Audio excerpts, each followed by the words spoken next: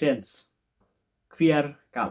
আপনি যদি ইংরেজিতে বলেন তাহলে টেন্স, বাংলায় যদি বলেন তাহলে হচ্ছে ক্রিয়ার কাল। মানে হচ্ছে আমি যখন কাজটা সম্পন্ন করব সেটার সময়টা কখন, সেটা কি আজকে, সেটা কি গতকাল, নাকি সেটা কি আগামীকাল, মানে হচ্ছে সেটা কি এখন করেছি, পূর্বে করেছি কোনো এক সময়, অথবা সামনে করব। এই জায়গাতে যদি আপনি থেকে থাকেন যে আপনার টেন্স নিয়ে একটু কনফিউশন আছে, অথবা আপনি ইংরেজি ভালো বলতে চান বা লিখতে চান, যেটাই করতে চান, সেক্ষেত্রে আপনার টেন্স জানতেই হবে। Tense is universal. তো আপনি যদি সেটা ভালো করে জানতে চান তাহলে আজকের এই লেসনটি একটু কষ্ট করে ভিডিও শেষ পর্যন্ত দেখতে হবে। তাহলে আশা করি টেন্স সম্পর্কে কিছু ধারণা আপনাদেরকে দেওয়ার চেষ্টা করব। আমরা জানি টেন্স প্রধানত তিন প্রকার: প্রেজেন্ট, পাস্ট অ্যান্ড ফিউচার। প্রত্যেকটাকে আবার চার ভাগে ভাগ করা হয়েছে। প্রেজেন্ট ইনডেফিনিট, এটাকে প্রেজেন্ট সিম্পল টেন্স বলা হয়ে থাকে। Present continuous, then present perfect, and then present perfect continuous. এইভাবে সবগুলাই চারটা করে ভাগ করা। আপনি যদি টেন্স সম্পর্কে জানতে চান, থাকুন আমাদের সাথে। Before that, welcome to our channel Banglish.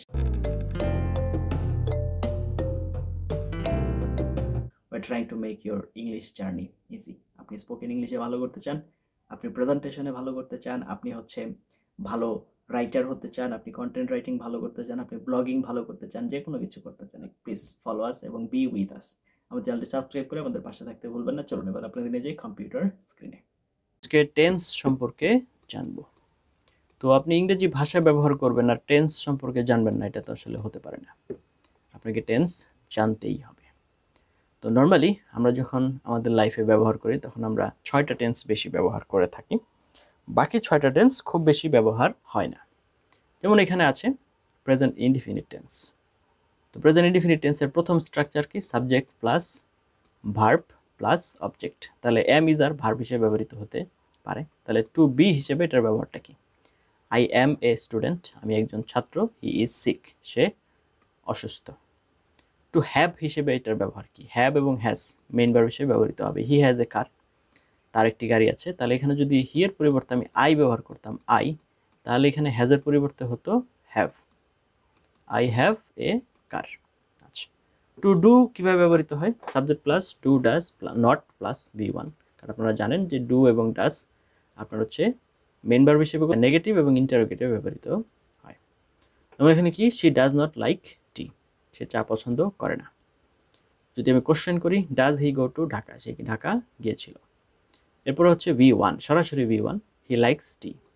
Subject verb object. আচ্ছা, তো প্যাসিফে কীভাবে ব্যবহৃত হয়? Subject plus am is are plus V three plus object.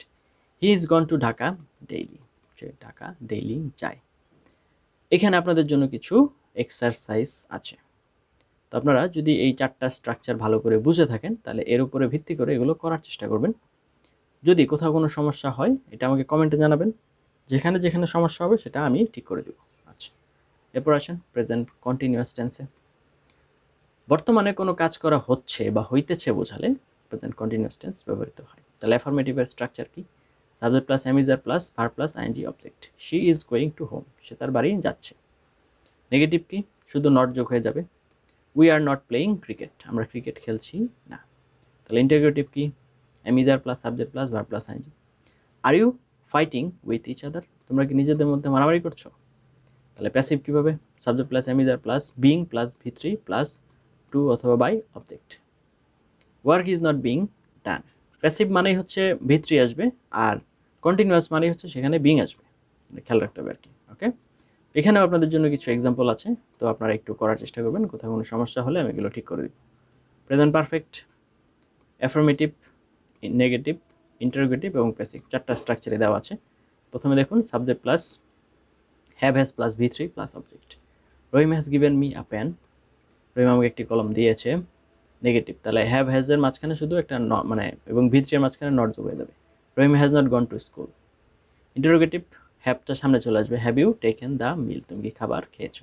Have has plus subject plus V three plus object question mark.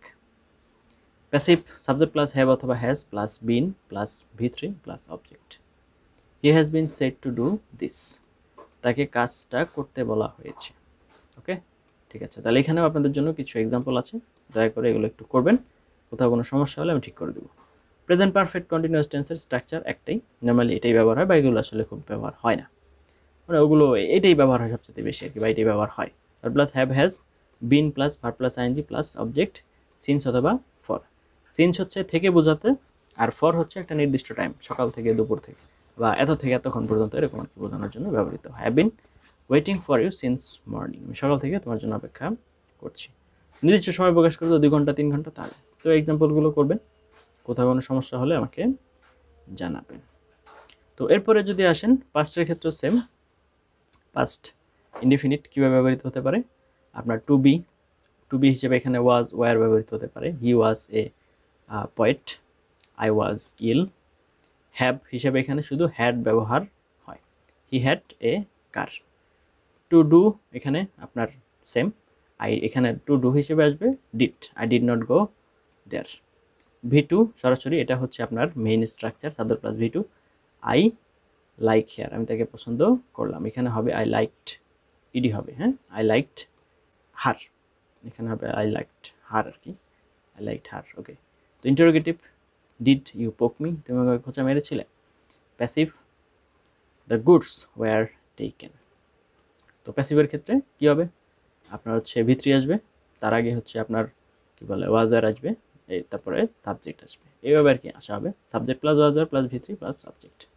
তো এখানে আপনাদের জন্য কিছু স্ট্রাকচার আছে, দয়া করে এগুলো একটু দেখবেন এবং করার চেষ্টা করবেন। এরপরে আপনার হচ্ছে পাস্ট কন্টিনিউয়াস সেম, ওখানে ছিল অ্যামিজার, প্রেজেন্টে এখানে শুধু ওয়াজার হবে, আর বাকি সব রুলস সেম একই। তো আপনারা একটু দেখবেন, কোথাও কোনো সমস্যা হলে আমাকে জানাবেন। এরপর হচ্ছে পাস্ট পারফেক্ট সেম, ওইখানে ছিল শুধুমাত্র হ্যাভ হ্যাজ, এখানে শুধু হ্যাড, বাকি আর কোনো পার্থক্য এখানে নেই। তো আপনারা একটু দেখবেন, দেখে যদি তারপরেও কোথাও কোনো প্রবলেম থাকে আমাকে জানাবেন আর কি। আচ্ছা ঠিক আছে, এরপরে এখানেও স্ট্রাকচার আছে সিম্পল, এগুলো একটু করার চেষ্টা করবেন। পাস্ট পারফেক্ট কন্টিনিউয়াস টেন্স, তো এখানে আপনারা হচ্ছে এগুলো একটু দেখবেন আর কি, ঠিক আছে। সেম আপনার ওইখানে যেমন ছিল হচ্ছে আপনার হ্যাজ বিন ছিল, এখানে হচ্ছে হ্যাজ বিন অথবা হ্যাভ বিন, এখানে হচ্ছে শুধু হ্যাড বিন, বাকি সব পার্থক্য সেম, এখানে আলাদা কোনো কিছু নেই। তো এক্সাম্পল আছে, আপনারা এগুলো একটু করবেন, কোথাও কোনো সমস্যা হলে আমাকে জানাবেন। আপনারা টেন্স সম্পর্কে কিছু বিষয় দেখলেন। এখন যে জিনিসটা না বললেই নয় সেটা হচ্ছে, আপনি যদি আমাদের সাথে 24/7 কানেক্টেড থেকে আপনি হচ্ছে ইংরেজি শিখতে চান, please like our Facebook page and join our Facebook group, সেগুলো লিঙ্ক ভিডিও ডেসক্রিপশনে দেওয়া আছে। আর আপনি যদি প্রফেশনাল গাইডেন্স চান, যে আপনি যে কোনো কিছু শিখতে চান, আমাদের সাথে কন্ট্যাক্ট করতে পারেন। কন্ট্যাক্টের ডিটেলস আপনি ভিডিও কমেন্টে পিন অবস্থায় পেয়ে যাবেন। There is a saying, practice makes a man perfect. আপনি যদি একজন ভালো লেখক হতে চান, তাহলে আপনাকে প্রতিদিন লিখতে হবে। তো এখন আপনি টেন্সের রুলস রেগুলেশনগুলো জানলেন, বুঝলেন এবং দেখলেন। এখন আপনি যদি এগুলো রেগুলার প্র্যাকটিস না করেন, আপনি যদি এগুলো কোথাও ব্যবহার না করেন, তাহলে 2 দিন পরে বা 3 দিন পরে স্বভাবতই আপনি এগুলো ভুলে যাবেন, এগুলো মনে থাকবে না, খুবই স্বাভাবিক বিষয়। সুতরাং আপনাকে রেগুলার চর্চা, রেগুলার প্র্যাকটিস অ্যান্ড কনসিস্টেন্সি সহকারে আপনার এটার পিছনে লেগে থাকতে হবে। 2 মিনিটে শুধুমাত্র ম্যাগি নুডলসই হয়, এই পৃথিবীতে কোনো কিছুই, বাকি কোনো কিছুই 2 মিনিটসে হয় না। If you want to achieve something big, then you need to work hard and invest your long time. আপনি যত বড় জিনিস অ্যাচিভ করতে চান, তার জন্য কিন্তু তত বড় বেশি সময় ধরে আপনাকে হচ্ছে তার পিছনে পরিশ্রম দিয়ে যেতে হবে। সাপোজ আপনি হচ্ছে 4 বছর ছাড়া কিন্তু আপনি গ্র্যাজুয়েশন কমপ্লিট করতে পারবেন না। আপনি যদি 3 বছরেও বলেন, সেটাকে ডিগ্রি বলবে, সেটা কিন্তু আর স্নাতক বলবে না। সুতরাং আশা করি আপনারা এই বিষয়টা বুঝতে পেরেছেন। So do practice. এবং আমাদের এই আপনার পিডিএফটা যদি প্রয়োজন হয়, তাহলে ভিডিও ডেসক্রিপশনে লিঙ্ক পেয়ে যাবেন, সেখান থেকে আপনার যে প্রয়োজনীয় আমাদের যে এক্সারসাইজগুলো দেওয়া আছে সেগুলো করে আমাদেরকে ভিডিওর কমেন্টে জানান। এখন আরও একটা বিষয় যেটা আমি আপনাদের কাছে সহযোগিতা চাচ্ছি, সেটা হচ্ছে, আমরা তো টেন্স সম্পর্কে একটা বেসিক আইডিয়া দিলাম। আপনার যদি কোনো আইডিয়া শেয়ার করার থাকে, আপনি যদি কোনো কিছু শেয়ার করতে চান আমাদের বাকি অডিয়েন্সদের সাথে, প্লিজ কমেন্টে আপনার আইডিয়াগুলো, কীভাবে আপনি টেন্স শিখলেন, টেন্স সম্পর্কে কী কী ধারণা পাওয়া যেতে পারে, বা টেন্স কী, কীভাবে কাজ করে, যে কোনো কিছু প্লিজ শেয়ার উইথ আস। আমাদের যারা বাকি অডিয়েন্স আছে তাদেরকে হেল্প করুন। আমি চাই, যেটা আমি পার্সোনালি বিলিভ করি, আমরা সবাইকে হেল্প করি, তাহলে আমাদের শেখাটা অনেক বেশি হেল্পফুল হবে। কমেন্টে আপনারা সেগুলো জানাতে পারেন, তাহলে বাকি যারা ভিউয়ার্স আছে তাদের জন্য এটা অনেক হেল্পফুল হবে, যে যার জায়গা থেকে যতটুকু সম্ভব, ইভেন একটা শব্দও যদি আপনার আরেকজনকে শিখতে সহযোগিতা করেন, আশা করি এটার আপনি উত্তম প্রতিদান পাবেন ইনশাল্লাহ। যাই হোক, এতক্ষণ সাথে ছিলেন তার জন্য অনেক এবং অনেক ধন্যবাদ। এই ধরনের আরও অনেক ইনফরমেটিভ লেসন পাওয়ার জন্য দয়া করে চ্যানেলটি সাবস্ক্রাইব করে পাশে থাকতে ভুলবেন না। Thank you for watching until now.